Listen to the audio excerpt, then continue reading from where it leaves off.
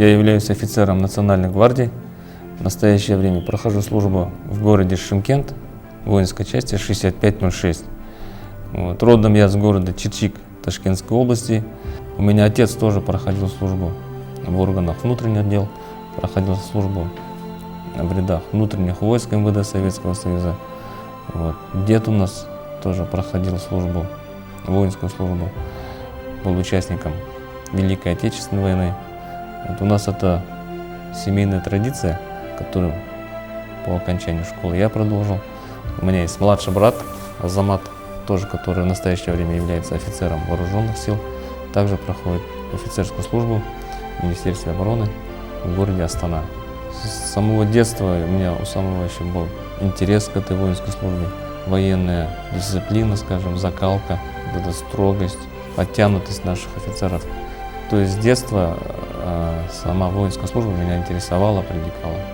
Полковник Национальной гвардии Кайрат Умбетов представлен к государственной награде за подвиг, совершенный в мирное время.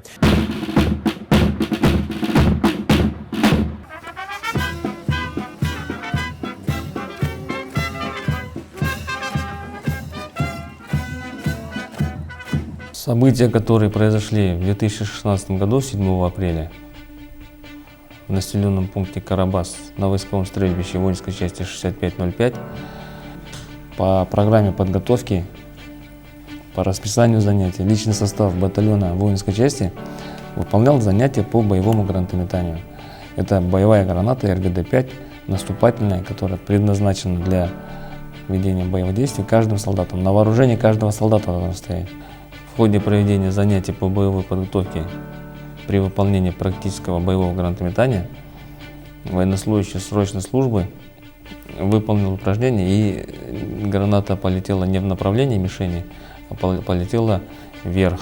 Тем самым вернулась в направление обучаемого, упала об бруствер и закатилась в окоп. Я бросил гранату так, как положено по инструкции, но при броске ладонь полностью не разжалась, и граната не долетела до цели.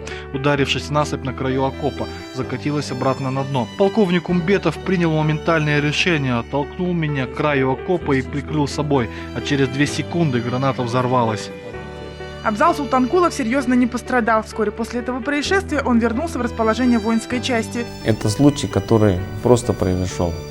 Это случай, который может произойти в любом месте, и другие последствия могли быть. Но сложилось так, что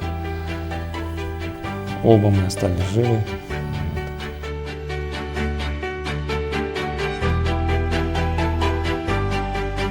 Но до этого момента, конечно, я с ним знакомым не был.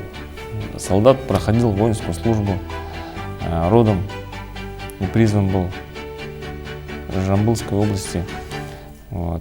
Конечно, после этого мы с ним ближе познакомились. По настоящее время мы поддерживаем связь с его родителями, созваниваемся иногда. Мне стало недавно известно, что у него родился сын. Его бабушка позвонила, написала сообщение мне. Очень рада ему, я их поздравил. В настоящее время он также является гражданином нашей республики, здоровый, живой.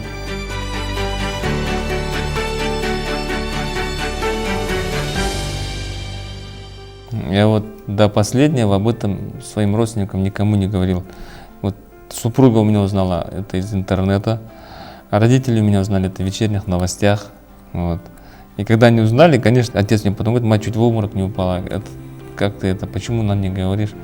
Но ни отец, ни мать, ни супруга моя не сказали: зачем ты это сделал. Этот поступок я считаю героическим, заслуживающим того, чтобы подражали на него. Поэтому я присвоил ему звание Халық Кахарманы, герой нашего народа.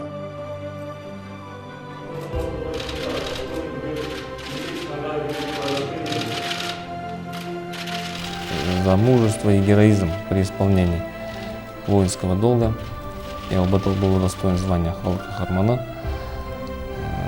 где награду получил от рук президента в 2016 году 7 мая в Аккорде, что является для меня лично это гордость.